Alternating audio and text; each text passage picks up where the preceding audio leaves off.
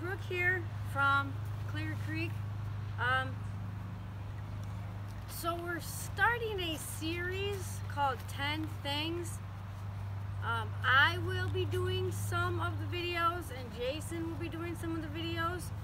We've already done one previously that was about 10 things most used on the farm. Today's is going to be 10 things all new goat breeders need to know.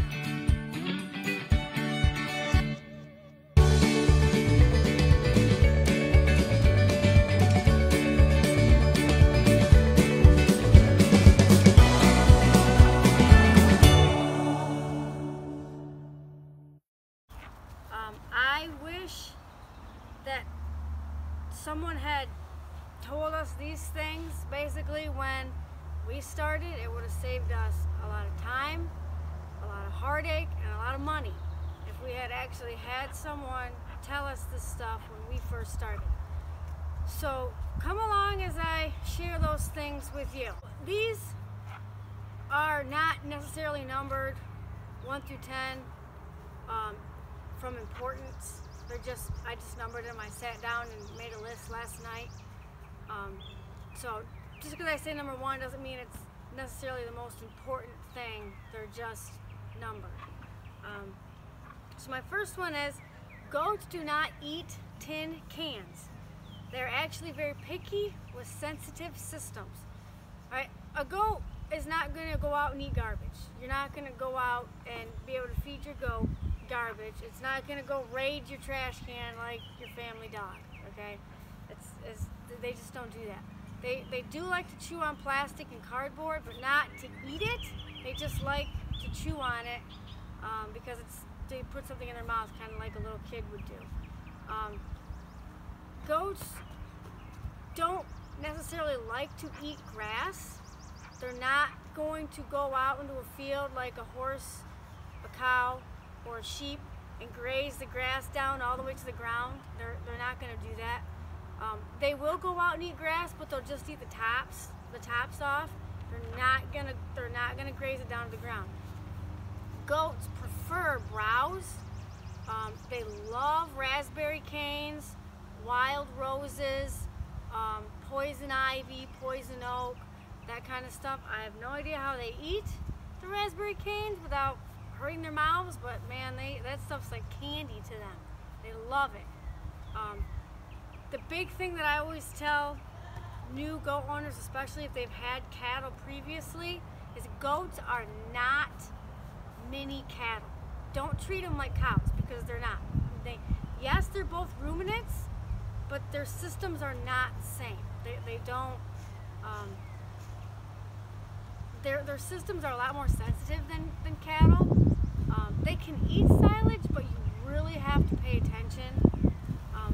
They can't, if it's moldy at all, they will get diarrhea. Some molds can induce abortions, so you really have to watch what you feed goats. And they're also really super picky when it comes to hay. They won't eat certain types of hay. And if you get goats, just make sure that you're aware that they are big hay wasters. They eat about every mouthful to every 3 that they take out and drop on the ground. So if you get goats and you're all, oh my gosh, they're wasting so much hay, that's just goats. It's what they do. You're not going to get away from that. Number 2, decide what sector of the industry you want to focus on. Wethers, commercial meat, or registered show stock. We do the registered show stock. And that's what we focus on, is raising goats to register to put in the show ring. There's also the wether industry, who basically just raise terminal market animals for youth shows. We raise some of those, but they're mainly just, we have a buck kid that we don't like. He'll be weathered and sold to a 4-H kid cheaply. We don't ask a lot of money for our wethers. A lot of the wether side, the industry wethers that they're raised specifically for the jackpot shows, they can get pretty pricey. So a lot of times our market's just for people who can't really afford the pricier weathers. I mean, our stuff is mainly for the breed show side of it. And then you have the commercial meat industry where they mainly just raise goats for slaughter. They breed the does, they kid them out, and then at 60 to 80 days, they are out the door. All of the kids are out the door and to market. They don't save anything. That's how they make their money, is marketing kids to the slaughter industry. So make sure that you know which sector you want to focus on. Don't try to do all three, because then you're going to be mediocre at all three. Just pick one and get good at it. Number 3, having your facility prepared and goat proof. So goats are very hard on fences, very hard on buildings.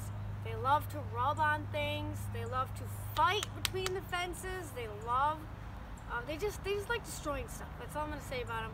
They really like destroying things. They'll rub their heads on stuff to itch their heads, and their horns will catch and rip siding off. So make sure that your facilities are prepared for goats. You cannot put goats out with just a regular field fence and expect them to stay off of it, because they won't. The best kind of fencing is basically field fence with high tensile electric, so they can't rub or fight on it. We've had good luck with cattle panels. They will destroy those too, but they seem to last longer than just field fence. We can usually get a few years out of a cattle panel. So just keep that in mind when you're thinking about building your facilities for goats. You're going to have to build them really strong and really sturdy. Basically the old saying, if it won't hold water, it won't hold goats, is true. Number 4, research feed companies and implement a good feed program. A good feed program will make or break your breeding program.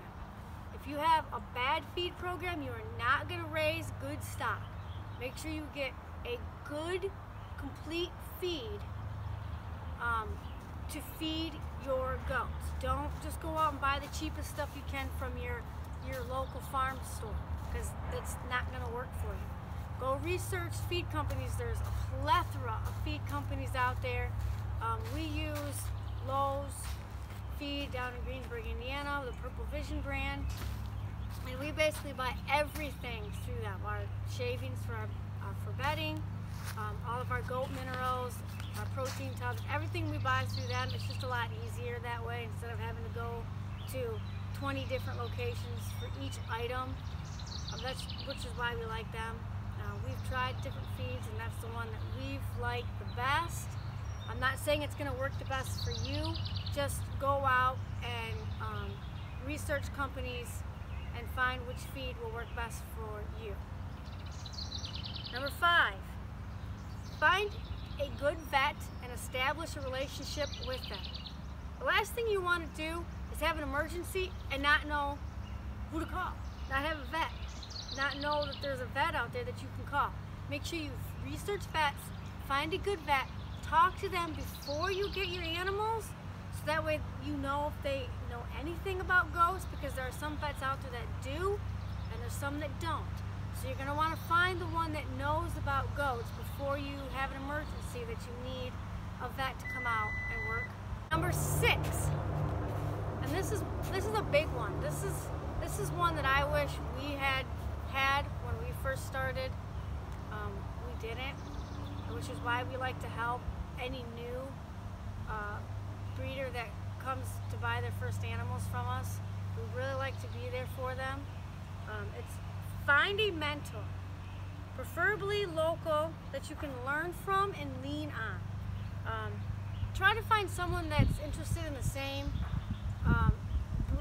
breed sector that you are, but if you can't, any knowledgeable, experienced breeder will do. I mean, And even if it's a dairy breeder, I mean, it's not preferred, but if that's all you can find, that will work as long as you have someone that can teach you the ropes. Don't get into this and expect your goats not to get sick and die, because they do. That's just goats. Especially the boars, they seem to be a little more susceptible to certain diseases than other breeds. Don't let that scare you off. I love the boars, they're awesome, but they just seem to be a little more sensitive than some of the other ones. So just make sure that you have a good mentor, someone that can teach you the ropes, and if you have an emergency or problem, go ahead and call them and say, hey, what do? I don't know what to do, this is what's happening, and they should be able to help you. I so wish that we had that when we first started. It would have been amazing, but we didn't. We had to basically figure everything out ourselves, which it wasn't terrible. It taught us a lot, which means we can teach other people now. But it still would have been nice. We would have probably saved a lot of animals by having someone to call.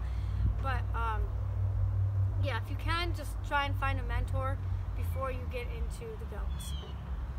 Number 7, find a good hay dealer before committing. You don't want to go to your local livestock auction and buy the crappiest hay they got.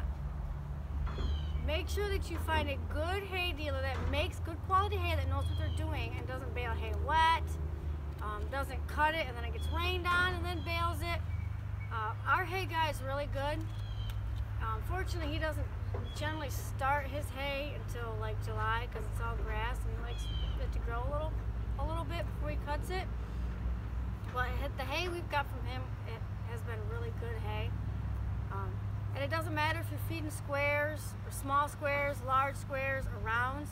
Just make sure that you have a good hay dealer, you have a good relationship with him, and your price is set, and you can get good quality hay. Number 8, have basic equipment on hand. Buying equipment should be part of your budget. Don't just set your budget aside for just animals. Make sure you set some of it off to the side to buy equipment like buckets, mineral feeders, regular feeders, stands, fencing. Don't just use your money allocated to the goats for the animals themselves. You have to do the homework. You have got to get the basics down before you can bring the animals home. So make sure that you actually have the basic equipment that you're going to need on hand, and then you can build from there once you have the basics. I mean, that's what we did. We didn't start out with everything. We just got the basics, and actually we got the basics. We didn't even have a stand when we first started. Now we have 3. So you can build up from there. Just make sure you've got the good basics so you're not left hanging when you need something. 9, keep in mind, good goats aren't cheap, and cheap goats aren't good. It takes just as much money to feed a cheap goat as it does an expensive one. Invest in good genetics right off the bat, because it'll give you a leg up. I'm not saying that you can't find good genetics cheaper, because you can. We've gotten some really good deals with good genetics. You just have to know what you're looking for, and you have to watch for it. When I say cheap goats, I'm talking about you're not going to be able to go out and find a goat for $150 that's any good. Okay, it's not gonna happen. Even $300 is pushing it. You want, for a good goat, good genetics, and a good breeder, reputable breeder, you're gonna spend at least $1,000 for a good one. You can get some cheaper than that, which we have, but you have to watch. So don't expect to go out and buy 10 goats for $100 each. It's not gonna happen. It's just don't do it. I mean, that's a reality check right there. If you want to get into the good goats, you're gonna have to spend a little bit of money. Don't think you're gonna get into this super cheap, because you're not. People say, oh, goats are super cheap to raise. Goats are super cheap to raise. And they are less expensive to raise than, say, cattle or horses, but they're not you're not going to get away with it by only spending a couple $100 a year. That's not possible. Especially if you want to go to the big breed shows. You have to spend a little bit of cash to get to your goals. And investing in good genetics right off the bat will give you a leg up for other people that didn't necessarily do that, because you will have a good foundation to build upon. So go ahead and buy those good foundation does. Get a really good buck, because remember, he's 50% of your whole genetic package. So buy a good buck, buy 2 or 3 good foundation does, and start your program from there. Build from there. That's what I wish we would have done. We bought some mediocre goats and we built from there. It worked for us because we ended up getting a really good buck about 2 years into it, and he really changed it around for us. But you have to make sure that you start with the good stuff and don't expect to spend pennies to get good. If you want good, you're going to have to spend a little bit of money. That's the one thing that I wish all new breeders knew. You're not going to get into this super cheap. Number 10, be willing to be flexible. Be willing to call hard and make tough decisions and choices. Always keep the betterment of the breed above dollar signs. All right? Please do not keep a crappy animal just because it has a cool coat pattern or because it comes from certain parents. Always keep the betterment of the breed in your mind. Don't sell something just because you don't want it to go to the sale barn and go to slaughter. Sometimes that needs to happen in order to improve your program. You want animals that are better than their parents, both the buck kids and the doe kids, and if they're not, they gotta go. They gotta go down the road. That's the only thing that's going to make you rise in the industry. If you can't do that, you're not gonna get anywhere. If you cannot make animals, it's a firefly. Anyway, if you can't make goats better every year, you're not gonna go anywhere. You're not gonna go anywhere in the industry. So make sure that you're flexible and you are willing to make those tough choices. I mean, I have to make tough choices every spring. Who goes and who stays? I got a buck kid out here right now that's next weekend, the weekend after, he's going to the sale barn. I love his mama is one of my absolute favorite does on the farm. I love her. She's so sweet. I love her conformation, but he just did not get stamped right. He's got to go. We can't keep him just because I love his mom. And he's super sweet too. But I can't keep him and sell him, because all that does is promote that, oh, this farm sells junk. Nope, I don't want to do that. I mean, we had like 18 buck kids born this year, and we kept 4 out of 18. 4 out of 18. And there's no guarantee that all 4 of them are going to stay bucks and get registered either. They might go to the sale barn later down the road. So you have to make those tough choices. And I know that's probably the worst part about this whole gig, is making those tough choices, but you really have to do it. I hope this helped you in your new adventures with goats. I want to thank all of you for watching and subscribing and liking our videos. You guys are awesome. It's humbling to know that there's so many people out watching us and gaining knowledge from us. That's really humbling and wonderful that you guys do that. And I just want to thank you for that. Also, just keep in mind that this is my interpretation. This is my opinion.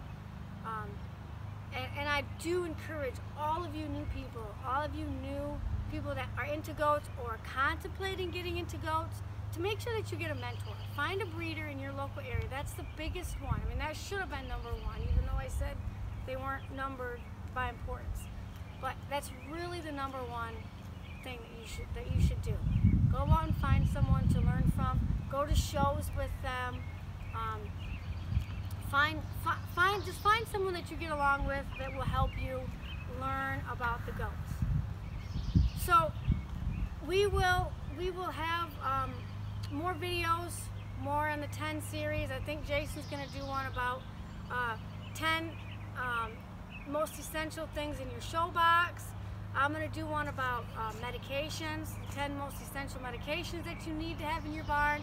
So keep watching for those episodes. Thank you guys again for watching, and have a great week.